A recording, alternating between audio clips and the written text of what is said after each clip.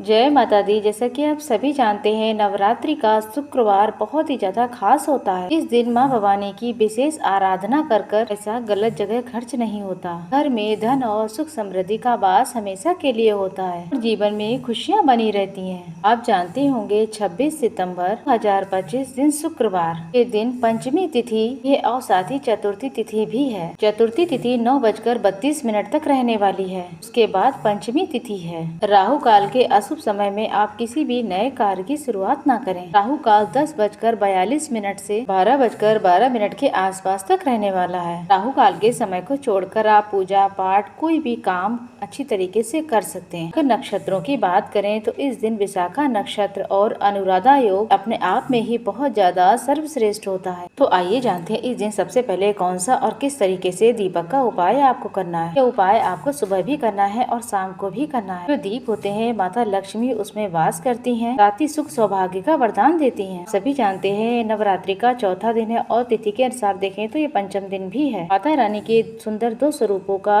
पूजन किया जाएगा, स्कंद माता के स्वरूप का और माता चंद्रघंटा के स्वरूप का। कहने का अर्थ है माँ कुष्मांडा के स्वरूप का पूजन किया जाएगा। तीसरे दिन की स्वामी माँ चंद्रघंटा है, चौथे दिन की माँ स्वामिनी जो है कुष्मांडा है, पंचम दिन की स्वामी माता स्कंद माता है। चतुर्थी और पंचमी दोनों तिथि व्याप्त है। यहाँ पर पंचम दिन की माता स्कंद माता के स्वरूप को भी ध्यान में रखकर पूजा की जाएगी। शुक्रवार का दिन अपने आप में अद्भुत दिन तो है ही। बस जल्दी उठे, स्नान आदि से निवृत्त होने के बाद लाल रंग के कपड़े पहने। लाल रंग देवी भगवती का सबसे प्रिय रंग है। माँ को सबसे अधिक कोई रंग अगर प्रिय है तो पीला भी है, इसलिए आपको बताते पीले या फिर लाल रंग के कपड़ों का ही चयन करें। तो इसके साथ साथ आपको बताते एक लाल कलावा की बत्ती बना लेनी है आपको। ये कलावा जिसको हम वस्त्र रूपी समर्पित करते हैं, वही कलावा आपको यहाँ पर ले लेना है। नारी के जीवन में अगर दुख बढ़ रहे हैं, चावल का बहुत अधिक महत्व है। आप 2 पूर्ण चावल ले लीजिएगा, साथ ही साथ 1 चुटकी हल्दी ले लें आप। हल्दी माता लक्ष्मी को बहुत ज्यादा प्रिय है, वो सुख सौभाग्य के रूप में भी जानी जाती है। जबकि थाल में 1 चुटकी हल्दी और 2 चावल के दाने, कलावा की बाती और घी रख लें। सबसे पहले आप अपने घर के मंदिर में माता लक्ष्मी की विधि विधान से पूजा आराधना करें। साथ ही साथ भोग लगाते समय भी ध्यान रखें, आप तो खीर का भोग लगाएं या पीली चीजों का, केले का भोग लगा सकते हैं आप। शहद का भोग लगाना भी बहुत ही सुखद और श्रेष्ठ माना जाता है। इसके साथ कपूर इत्यादि से माता की आरती करें। अब आइए जानते हैं आप अपने उपाय को कैसे करेंगे।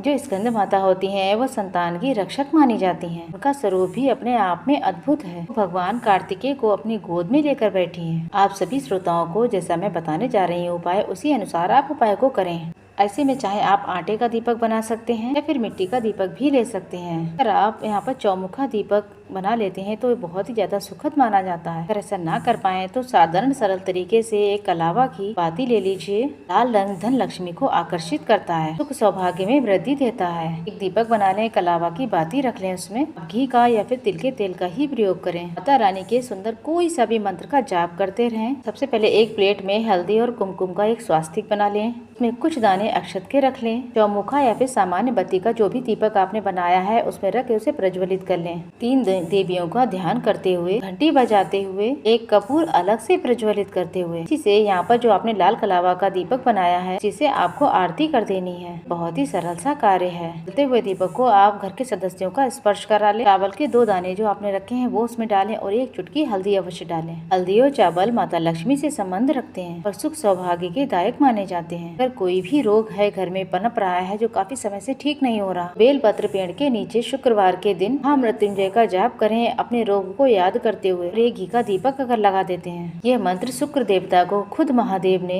को दिया था उनके 6 रोग को दूर करने के लिए। अगर आपके घर में भी कोई हारी बीमारी चल रही है तो सुबह या फिर शाम यहाँ पर बेलपत्र के पेड़ के नीचे महामृत्युंजय की 108 बार यानी कि 1 माला उसका जाप अगर कर लेते हैं, आपकी हारी बीमारी इस चमत्कारी मंत्र से क्षण में ही दूर हो जाएगी। घर के मंदिर में तो लाल कलावा की आप दीपक लगा ही देंगे। साथ ही साथ शुक्रवार के दिन घर के दरवाजे पर भी लाल कलावा की बत्ती अगर लगा लेते हैं तो सौभाग्य बढ़ता है, दुख देवता का स्वतः ही नाश हो जाता है। तो घर के दरवाजे पर आप दीपक लगाएंगे, उसमें भी 1 चुटकी हल्दी और कुछ चावल के दाने जरूर से डाल दें। फिर कमल गट्टा जो कि धन लक्ष्मी का ही रूप होता है, इन तीनों में से कोई एक चीज डाल देते हैं। बहुत ही ज्यादा सुख समृद्धि और हमेशा ही सदा सर्वदा ही सुरक्षा करने वाला, सुख समृद्धि लाने वाला होता है।